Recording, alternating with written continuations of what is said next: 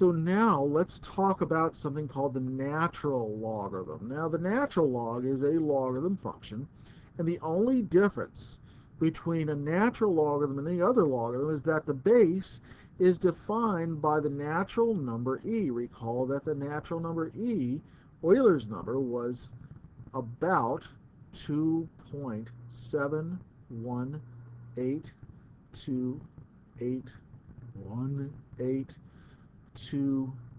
etc. There were a whole bunch of numbers after that. It's an irrational number, kind of like pi is an irrational number.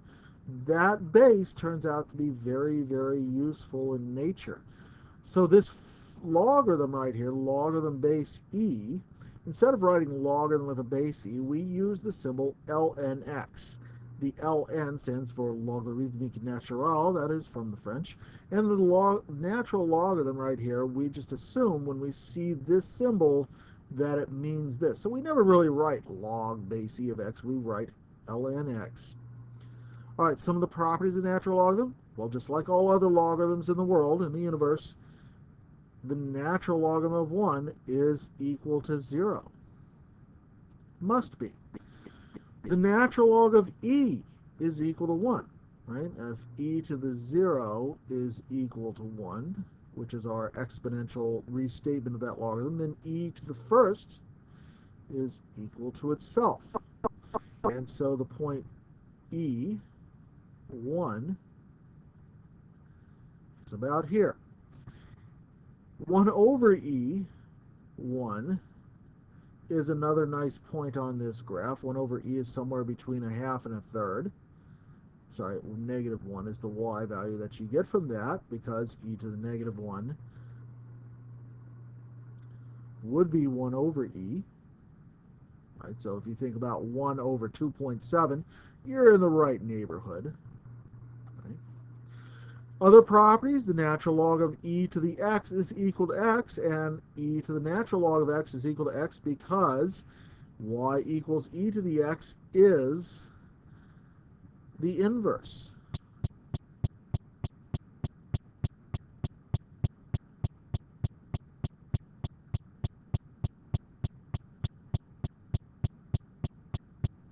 I'm supposed to say inverse, there we go. And finally, because it's a one-to-one function as well, if the natural log of x is equal to the natural log of y, then it must be that x is equal to y. And these are exactly the same properties that we looked at before when we were dealing with logarithms that did not have a base e, but some other base a. We just treat it the same way. So let's say that we were interested in finding the domain of a logarithmic function. Well, for any logarithmic function, right, we've stated that x must be greater than 0.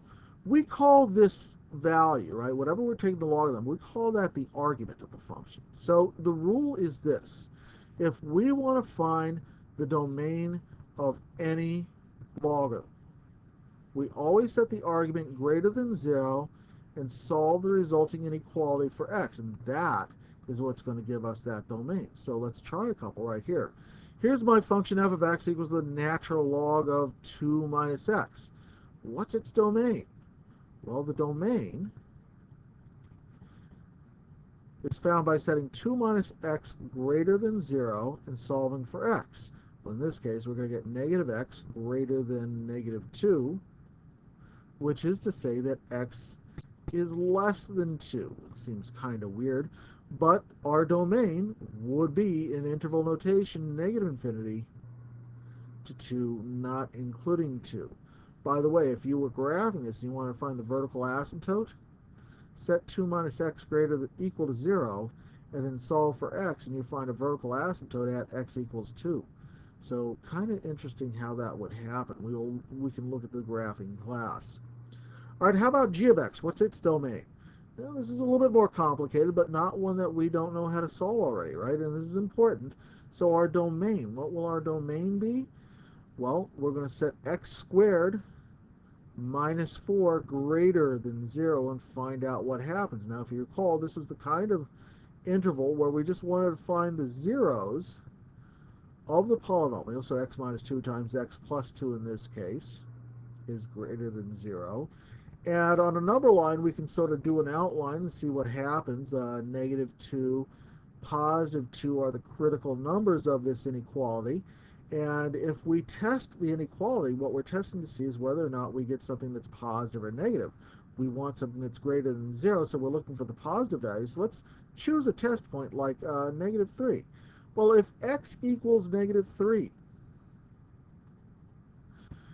-3 minus 2 is a negative number, and -3 plus 2 is a negative number as well. And we're going to be multiplying two negatives, and so the result is positive.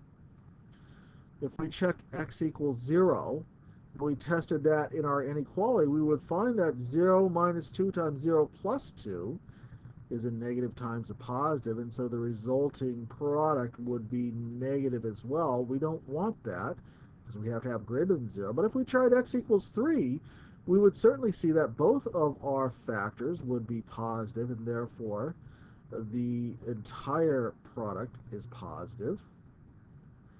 And that is also something that we want. Now, on our number line, no weighting. There it is. There's our solution interval, everything to the left of -2, everything to the right of +2, and our domain will be -infinity to -2, union with the set from 2 to infinity.